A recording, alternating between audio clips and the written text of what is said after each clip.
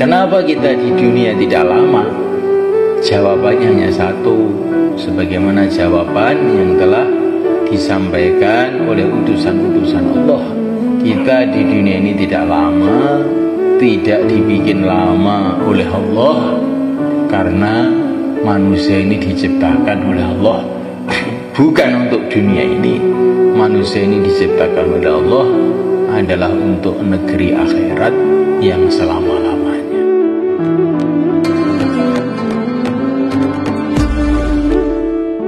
Innal hamdalillah nasta'inuhu wa nastaghfiruhu wa nu'minu bihi wa natawakkalu alayhi wa na'udzu bihi min shururi anfusina min sayyiati a'malina. Man yahdihillahu fala mudilla lahu wa man yudlil fala hadiya lahu. أشهد أن لا إله إلا الله وحده لا شريك له وأشهد أن سيدنا مولانا محمدا عبده ورسوله.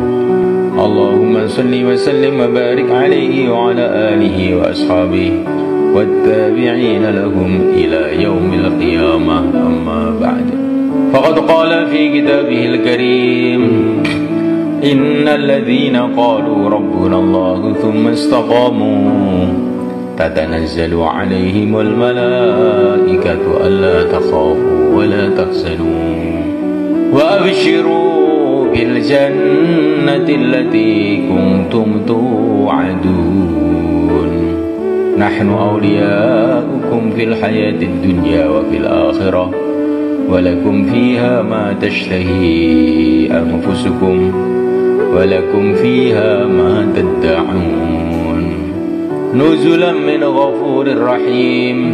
ومن أحسن قولا ممن دعا إلى الله وعمل صالحا وقال إنني من المسلمين. ولا تستوي الحسنة ولا السيئة ادفع بالتي هي أحسن فإذا الذي بينك وبينه عداوة كأنه ولي حميم. وما يلقاها إلا الذين صبروا وما يلقاها إلا ذو حظ عظيم. Hadirin dimuliakan Allah SWT, kita dulu tidak ada di dunia ini. 100 tahun yang lalu tidak ada seorang pun di antara kita yang ada di dunia ini. 100 tahun yang akan datang, insya Allah juga tidak ada di antara kita ini yang masih tinggal di dunia ini. Bukan hanya kita saja, tetangga-tetangga kita, pejabat-pejabat kita, ulama kita, santri kita. 100 tahun yang akan datang, insya Allah gak ada satupun yang masih ada di dunia ini. Maknanya kita di dunia ini tidak lama. Kenapa kita di dunia tidak lama? Jawabannya hanya satu, sebagaimana jawaban yang telah disampaikan oleh utusan-utusan Allah. Kita di dunia ini tidak lama, tidak dibikin lama oleh Allah, karena manusia ini diciptakan oleh Allah bukan untuk dunia ini. Manusia ini diciptakan oleh Allah adalah untuk negeri akhirat yang selama-lamanya. Rumah kita yang sebenarnya bukanlah dunia ini. Rumah kita yang sebenarnya adalah negeri akhirat. Adapun dunia ini hanyalah beberapa saat untuk diuji. Tabarakalladzi biyadihil mulku wa huwa ala kulli syai'in qadir. Alladzi khalaqal mauta wal hayata liyabluwakum ayyukum ahsanu amala. Diuji oleh Allah. Kita didatangkan ke dunia ini untuk diuji. Ujiannya apa? Bukan mana yang terbanyak sawahnya, yang terbanyak ladangnya, yang terbaik rumahnya? Bukan. Ayyukum ahsanu amala, mana yang terbaik amalnya.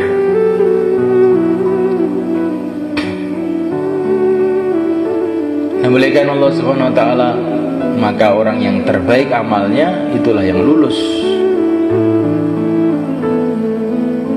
Kalau lulus, maka dimasukkan ke dalam surga selama-lamanya. Kalau tidak lulus, masuk neraka. Tidak lulus itu ada dua bagian. Ada tidak lulus total, yaitu orang yang mati tidak membawa la ilaha illallah, maka akan neraka selama-lamanya. Ada yang mati membawa la ilaha illallah, tapi amalannya kurang, semerawut, tidak mengikuti sunnah Nabi, maka ini dibagi dua. Ada sebagian dimaafkan, ada sebagian dihukumkan di neraka, ada sebagian mau dihukum tapi dapat syafaatnya para nabi, para rasul, syafaatnya anaknya yang hafid Quran, syafaatnya orang-orang iman yang lain. Ini hadisnya ada semua, sehingga tidak jadi masuk neraka. Di sanalah akhir kehidupan kita. Belum selesai cerita kehidupan kita ini, selagi sebagian manusia belum ke surga dan sebagian ke neraka, baru di sanalah selesai ceritanya. Kalaupun orang itu punya dunia dengan segala isinya, hartanya, jabatannya, teknologinya, semua dia miliki semuanya, itu belum sukses, itu baru ujian. Orang itu paling ganteng seluruh dunia, paling sehat seluruh dunia, paling terkenal seluruh dunia, paling sakti seluruh dunia, paling berkuasa seluruh dunia, paling kaya seluruh dunia, itu belum sukses. Itu baru ujian semua. Suksesnya kalau dia ini istiqomah dalam agama, masuk surga, baru sukses. Faman zuhziha 'anil nari wa udkhilal jannata faqad faz wa mal hayatud dunya illa mata'ul ghurur. Barang siapa yang diselamatkan dari neraka masuk dalam surga, sungguh dia telah sukses. Adapun kehidupan dunia ini adalah kehidupan yang menipu belaka. Kehidupan dunia itu menipu. Dunia itu kelihatannya bisa dikuasai padahal tidak bisa. Bisa dimiliki padahal tidak bisa. Saya punya sawah, saya punya ladang, sudah ada sertifikat. Tiba-tiba Israel datang, ternyata bukan milik kamu. Dunia ini tidak bisa dimiliki siapa saja. Dunia ini ujian, bukan bisa dimiliki, nggak bisa dimiliki. Cuman dipinjamkan saja pada hakikatnya. Walaupun namanya itu hak milik, sebetulnya pinjaman. Yang punya hanyalah Allah SWT. Dialah Al-Malik, pemilik yang sebetulnya. Kita ini pada hakikatnya tidak punya apa-apa. Istri itu bukan milik kita, milik Allah.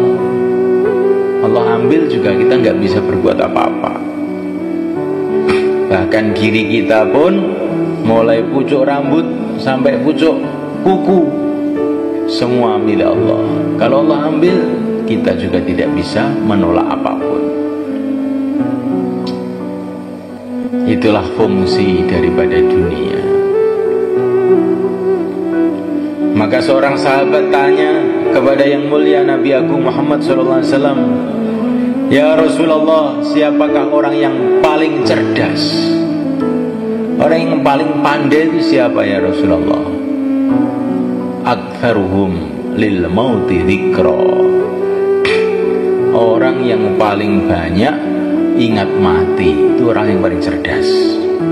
Wa syadduhum lahu isti'dada, dan yang paling sangat siap-siap untuk menghadapi kematian itulah orang yang paling cerdas.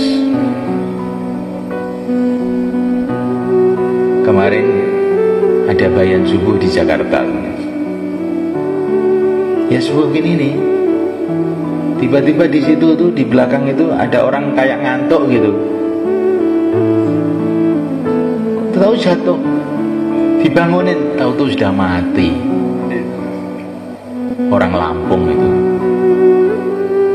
Beberapa tahun yang lalu ada santri di pondok pusat sana itu, sholat maghrib masih biasa berjalan sholat maghrib, Allahu Akbar, rukuk jatuh, wassalamualaikum warahmatullah, teman sudah mati. Maka kamu siap-siap mati insyaallah. Dan biasanya itu mulai kan, yang cepat mati itu orang yang ngantukan. Betul itu, saya lihat tuh itu sering gitu tuh, orang ngantuk tahu tuh mati, ngantuk mati. Kamu lihat ya, ini betulan nih, orang yang suka ngantuk nanti kan mati dia. Yang tidak ngantuk juga mati tuh Pak. Iya. Biar kamu tuh malak itu loh. Jauh-jauh datang ke sini mau ngaji, ngantuk lagi, gimana? Nah, mulaikan Allah SWT, yang ngaji saya, tapi yang memberikan kefahaman bukan saya, Allah SWT. Bisa ngaji itu yang diucapkan sama, yang dikatakan sama, Allah kasih kefahaman yang berbeda. Qurannya sama, yang baca kita sama yang baca Imam Syafi'i lain jadinya.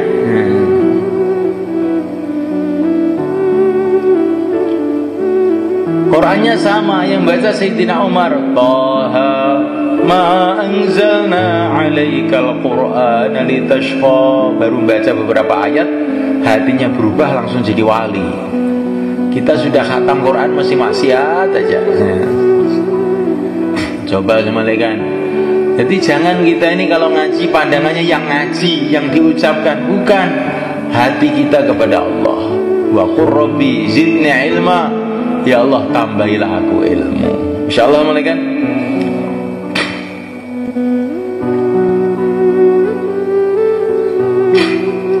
Lah supaya kita ini hidup ini bisa istiqomah dalam agama, sehingga kita lulus menghadapi ujian-ujian kehidupan ini.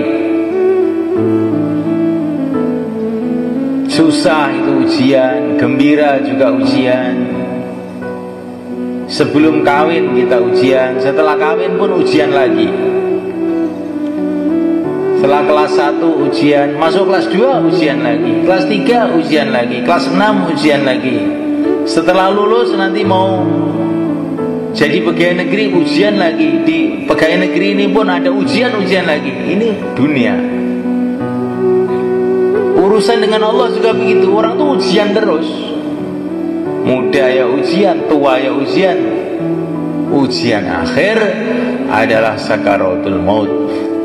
Ketika kita bisa mengucapkan la ilaha illallah, itu lulus 100%. Kalaupun tidak bisa mengucapkan karena sudah sakit, tetapi kalau hatinya adalah ilaha illallah, itu juga sudah sukses ujiannya. Ujian terus, termasuk kita duduk di sini juga ujian. Ngaji ini ujian ini. Alladzina yastami'una al-qawla fayattabi'una ahsana. Orang yang mendengarkan perkataan dengan sungguh-sungguh. Yastami' itu maknanya mendengarkan dengan sungguh-sungguh. fayattabi'una ahsana, kemudian mengikuti perkataan yang terbaik, maka dia lulus. Ulaikal ladzina hadahumullah, mereka ini yang telah dapat hidayah dari Allah. Jadi kalau ngaji dengarkan sungguh-sungguh, kemudian apa yang terbaik diikuti, ini berarti sudah lulus. Kalau ngaji nggak mau dengar, tidur, maka tidak lulus. Atau melek tapi tidak mau mengikuti yang terbaik, disuruh dakwah tidak mau, itu juga lulus, tapi baru 50% lulusnya. Ya kalau sudah dengar sungguh-sungguh, setelah itu diamalkan, nah itu namanya lulus 100%. Insyaallah mulai kan? Kita mau 100 atau mau 50? 50 aja ya. Ini 100 terlalu baik nanti. Nah mulai kan Allah Ta'ala, supaya kita ini lulus dalam ujian-ujian kehidupan ini, sehingga kita mati dapat ridha Allah, masuk dalam surga Allah. Apa yang harus kita buat? Yang pertama kali doa. Doanya apa? Doa yang seperti dalam sholat tadi. Ihdinas siratal mustaqim, siratal ladzina an'amta alaihim. Ya Allah, tunjukilah kita semua. Kalau doa itu untuk kita semua, jangan untuk diri sendiri.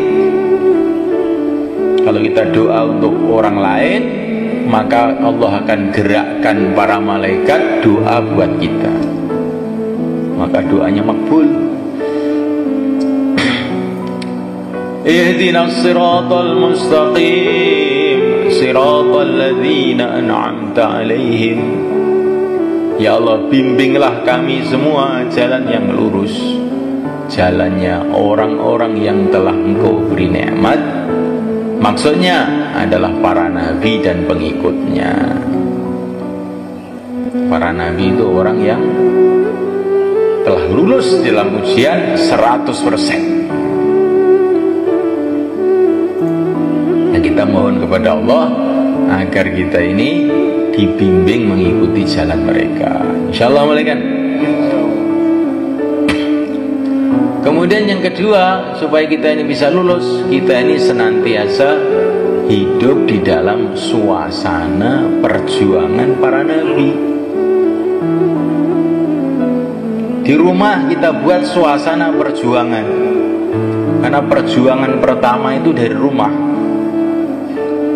yaitu rumahnya Sayyidah Khadijah radhiyallahu ta'ala anha.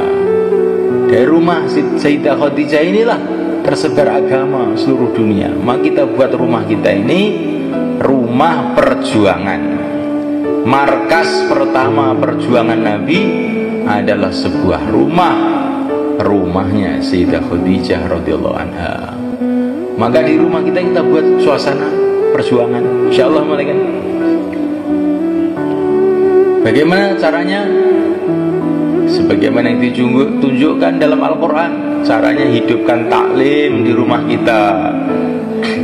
Wadhkurna ma yutla fi buyutikunna min ayatillahi wal hikmah.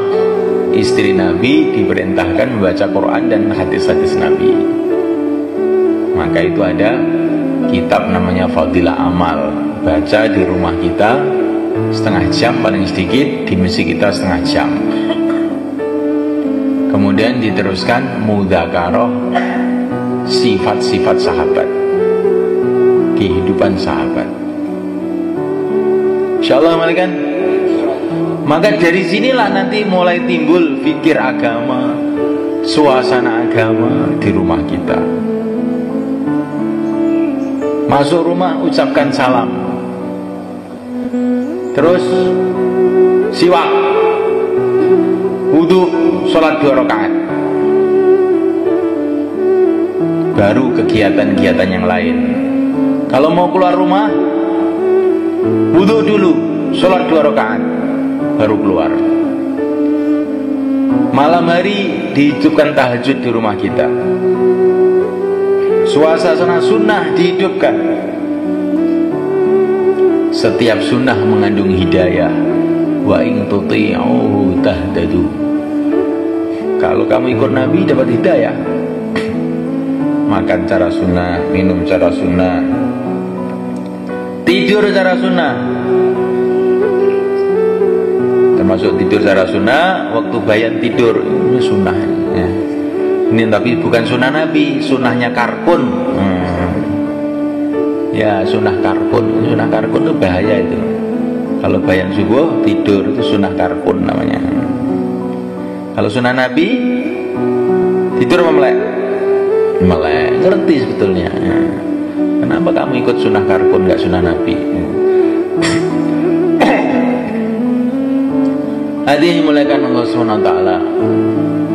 Hidupkan suasana sunnah di rumah itu. Pakaian sunnah, Masya Allah. Itu anak-anak kita didik pakaian sunnah. Karena pakaian sunnah itu akan mendatangkan hidayah. Itu saya lihat itu kalau orang tuh pakaian sunnah itu ya, anak-anak itu nakalnya itu berkurang. Jadi kalau pakaiannya model John Lennon itu nanti nakalnya itu tambah. Karena niru-niru pakaiannya orang-orang kafir atau orang fasik itu akan mendatangkan kegelapan dalam hati.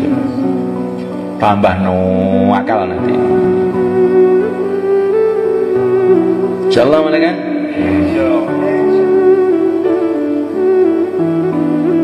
Saya tidak bicara fikih ini, bicara hati aja. Kalau pembahasan fikih nanti ada pembahasannya itu sebetulnya mereka.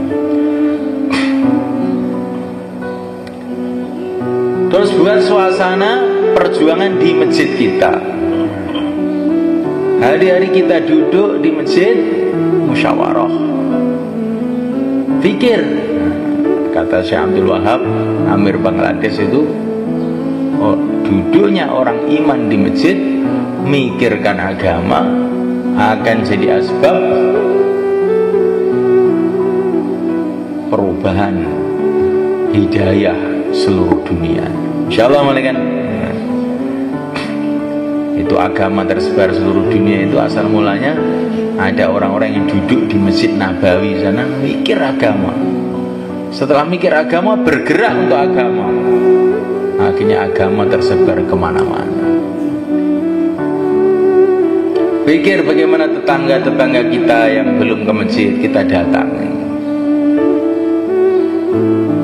Karena Allah. Tanamkan dalam hati dulu Rasulullah datang ke rumah-rumah. Sedangkan beliau ini Sayyidul Anbiya, pimpinan para nabi. Beliau ini orang yang begitu mulia, keringatnya aja wangi melebihi kasturi. Kalau beliau berjalan pohon-pohon pun menunduk hormat, binatang-binatang pun hormat, batu-batu pun mengucapkan salam. Tapi beliau telah datang ke rumah-rumah untuk mengajak orang kepada agama. Maka jangan kita anggap hina datang ke rumah-rumah itu satu kerja yang mulia. Insyaallah mulia. Kalau kita ditolak, dulu Nabi dilempari batu, kita ditolak syukur. Besok datang lagi.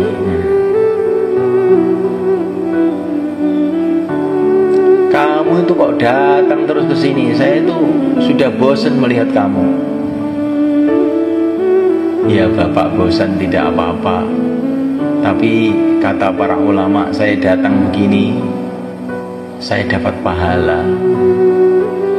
Kalau Bapak marah, pahalanya tambah banyak. Maka walaupun Bapak marah, saya akan tetap datang ke sini tiap hari. Insyaallah malaikat. Saya itu nggak senang sama kamu itu. Nggak apa-apa Pak. Saya tetap senang sama Bapak karena Bapak orang Islam, umatnya Rasulullah. Walaupun Bapak benci sama saya tetap senang sama Bapak.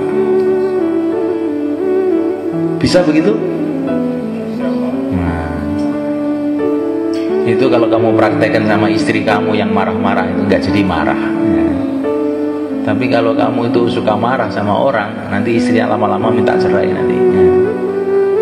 Jangan marah. Umat itu juga begitu. Kalau mereka itu marah, kita jangan marah. Lama-lama akur. Kalau mereka marah, kita ganti marah. Cerai sama umat kita. Insya Allah mulai kan. Tapi kalau cerai sama istri, hitungannya cuma 3. Cerai 3 juga bisa balik. Kalau kepada umat ini, walaupun sudah cerai 1000, kita balik lagi boleh. Insya Allah mulai kan. Datang lagi hari-hari, datang lagi.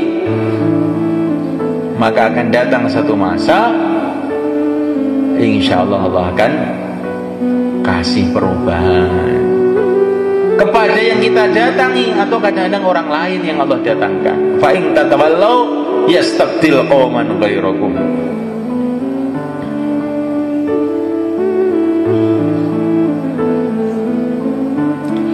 Assalamualaikum. Wa in tatawallaw yastabdil qauman ghairakum. Kalau kamu tidak mau, Allah akan datangkan orang lain. Itu dakwah itu begitu semuanya kan. Kita datang lagi. Dia tidak mau terus, nanti Allah akan kirim orang lain. Nabi dakwah di Mekah, dakwah di Taif, ditolak terus. 1-2 orang aja yang terima. Allah datangkan orang Madinah. Orang Madinah itu tidak didatangi sama Nabi. Nabi tidak pernah datang ke Madinah, tapi orang Madinah datang sendiri. Setelah itu baru Nabi datang ke Madinah. Jadi dakwah itu nggak ada ruginya.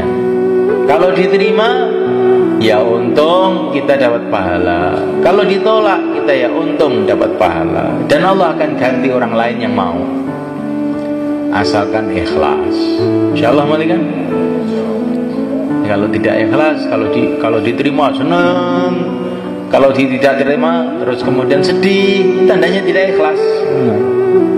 Kenapa kamu tidak diterima kok sedih, mendapat pahala kok sedih? Gak usah sedih, terus saja. Saya itu sedih itu bukan karena itu, Pak. Sedih, kasihan melihat dia. Oh iya betul kalau itu.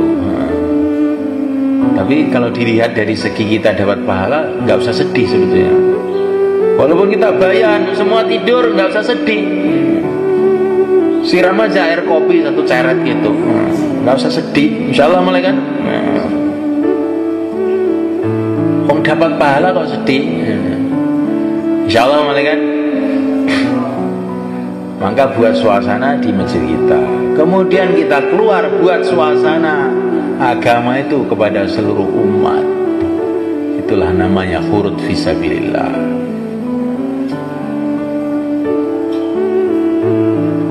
Dan ini tiga-tiganya itu penting. Suasana di rumah, suasana di masjid, suasana di masyarakat. Harus tiga-tiganya kita buat. Karena dulu Nabi juga buat 3 itu langsung. Saya buat suasana di rumah saja, masjid gak usah. Oh tidak ikut Nabi, Nabi tidak begitu. Saya yang penting masjid saya sendiri, kampung-kampung gak usah saya pikir. Nah itu tidak benar, Nabi tidak begitu dulu.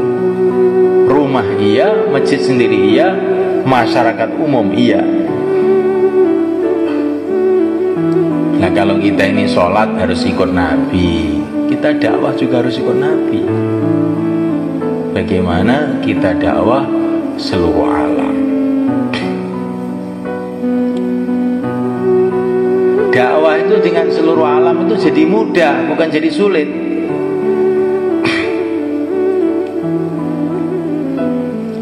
Kemarin saya itu ke Aceh, saya cerita sama orang Aceh. Dakwah seluruh alam itu jadi mudah, bukan sulit.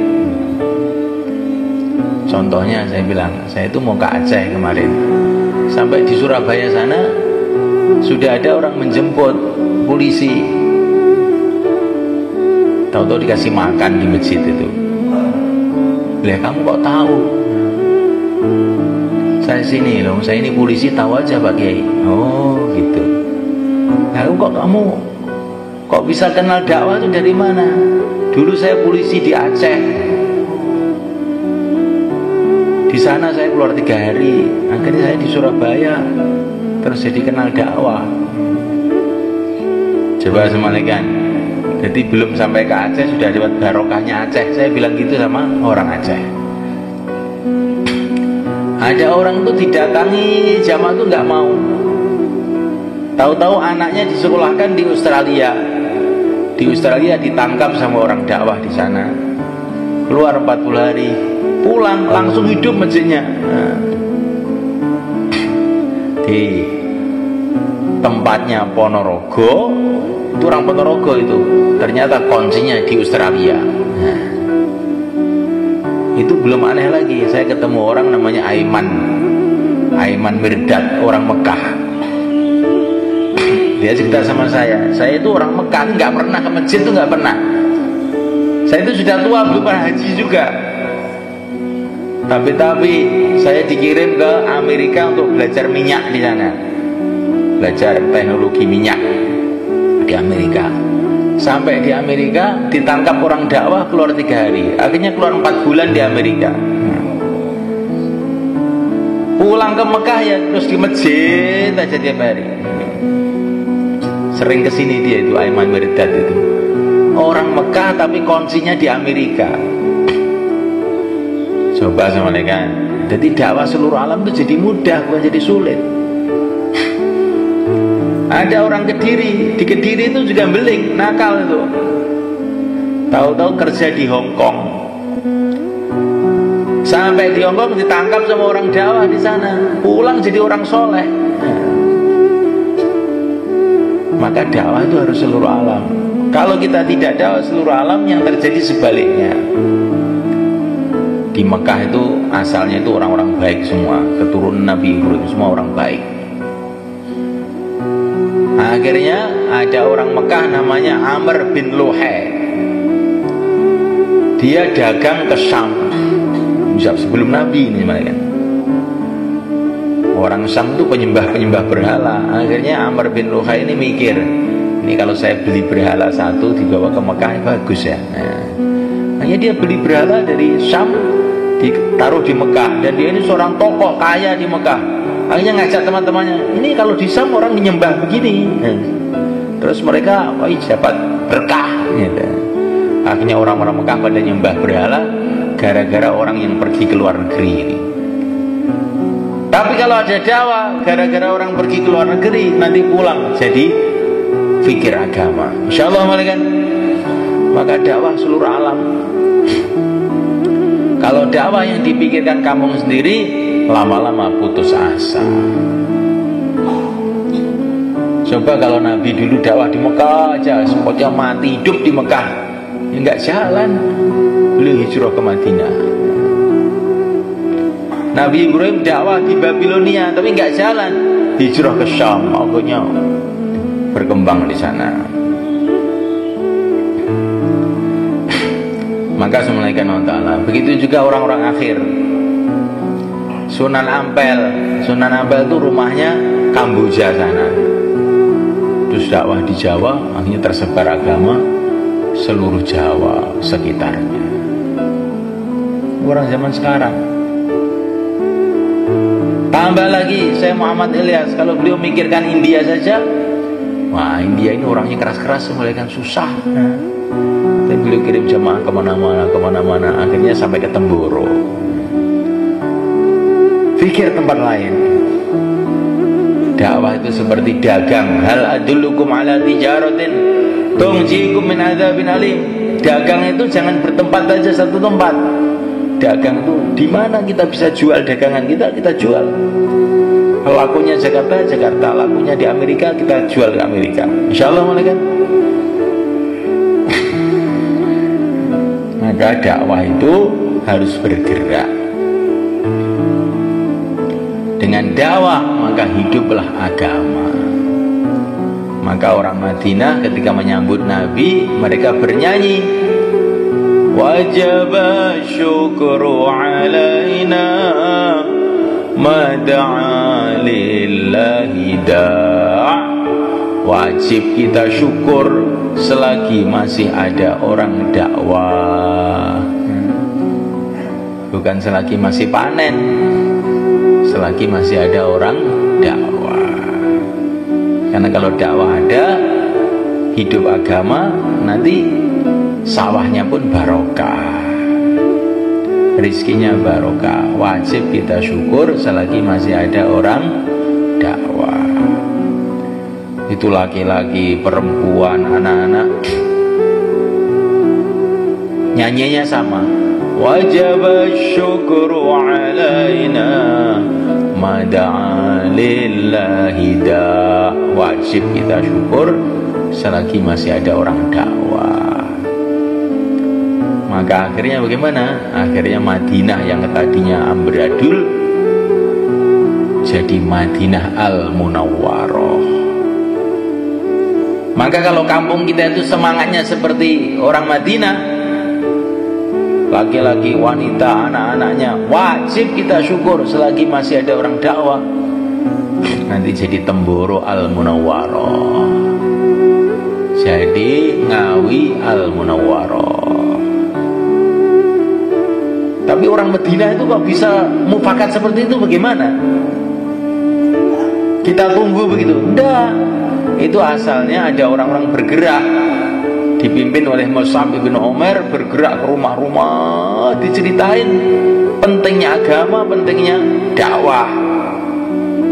Maka ketika Nabi datang sudah mufakat. Wajib syukru alaina mada'a lillahi da.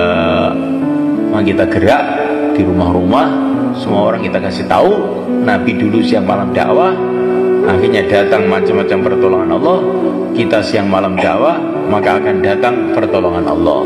Maka nanti kalau jamaah datang, kita sambut dengan wajib syukru alaina mada'a lillahi da. Insyaallah, kan? Tapi orang Madinah sudah nyambut semua, tapi yang disambut tidak datang. Gimana kira-kira? Orang Madinah sudah nyambut wajib syukur alaina, tapi yang disambut itu nggak datang. Kenapa? Masih tidur di Temboro. Oh, gimana nanti akhirnya? Nggak jadi Madinah juga.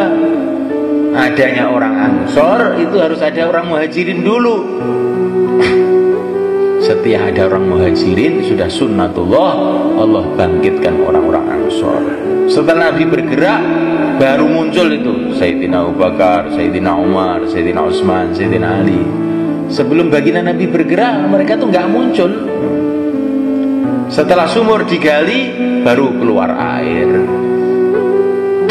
Setelah benih ditanam, baru keluar buah. Setelah kita bergerak, berkorban, Allah akan munculkan angsor-angsor di mana-mana. Insyaallah, malaikat. Maka semalekan yang mau keluar 4 bulan, 40 hari, tambah masa, sisa masa, silakan berdiri ke belakang. Monggo. Yang mau keluar. Gimana apa? Ya. Tambah masa, tambah masa. Nah. Yang sudah mau wapsi, ini baru dari IPB, itu supaya semangatnya tidak loyo, keluar dulu berapa hari gitu. Baru dari IPB sudah mau pulang aja, nanti semangatnya itu bukan semangat dakwah, semangat pulang. Nah, nanti itu akan mempengaruhi orang-orang kampungnya, sehingga orang kampungnya inginnya pulang aja.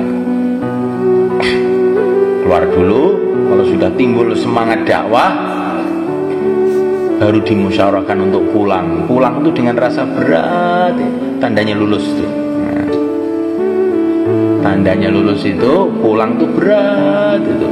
Kalau pulang kok seweneng, belum lulus. Katanya begitu. Nah, kata Maulana Zakaria, alangkah anehnya madrasah cinta, katanya. Siapa yang lulus malah tidak bisa pulang. Dakwah ini madrasah cinta, cinta kepada Allah, cinta pada Rasulullah, cinta negeri akhirat. Kalau sudah cinta malah nggak bisa pulang. Seperti orang sekolah di Jakarta, dapat istri di Jakarta, malah nggak bisa pulang. Nah, Kok bisa pulang? Tandanya nggak dapat istri itu. Insya Allah mulai kan. Dah kamu pikir sendiri, yang baru IPB itu mau lulus apa tidak ya terserah kamu. 3344 diulang yang kita sampaikan tadi. 3344 diulang.